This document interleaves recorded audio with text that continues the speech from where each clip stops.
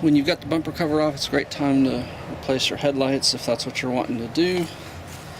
You've got 3 8mm bolts, one on each side of the top and one underneath on the bottom. Or in this case, you have one and 2 broken ones, which is why I'm replacing it. I tried fixing it and it just really wouldn't hold. Probably because I was rushing, but sometimes you're rushing when you got your car apart and running out of daylight. Now when you have an intact light, you got one there, and one underneath. I recommend you remove the lower bolt first and then get the upper 2, and that way it's a little easier to handle. And then to get the bulbs out, you've got the 2 that basically you need something thin and flat to slide underneath and kind of lift up.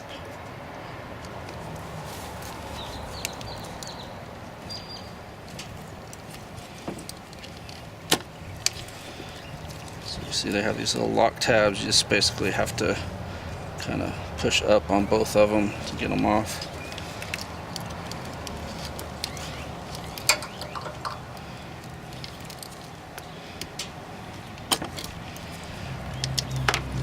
Metal retaining clip there holding that on, and then this bulb just twists out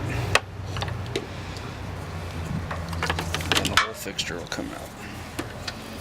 Now whenever you have this stuff out, I think it's a good idea to change bulbs just because it's such a pain to get to these. So like you notice, the old one, the paint is coming off pretty bad, so it just pulls out. See, it's a 3157 amber.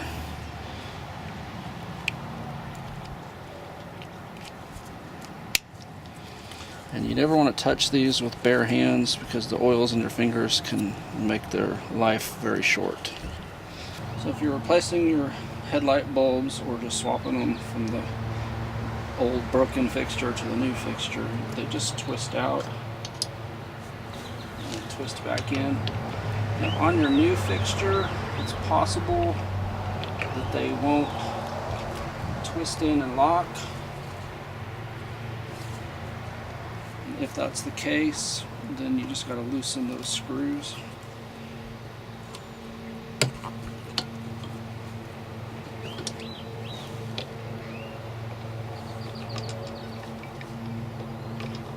Installation is just a reverse removal, reconnect all the wires, and I put the top bolts in first and then the bottom. Before you get too far into it though, you want to check and make sure everything's working.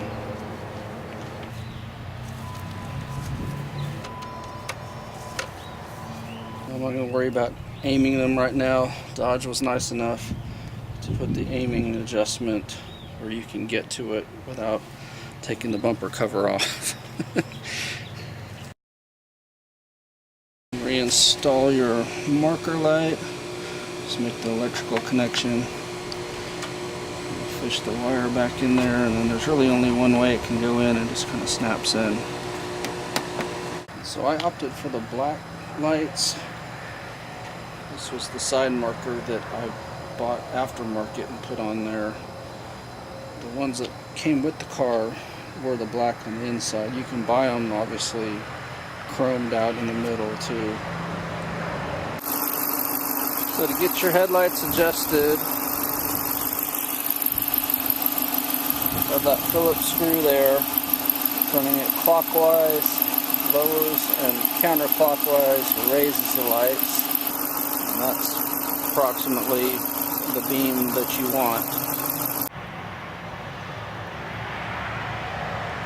I hope this video was helpful. If it was, I'd appreciate a thumbs up. Subscribe if you're not already a subscriber, and please tell your friends about my channel. Thank you very much.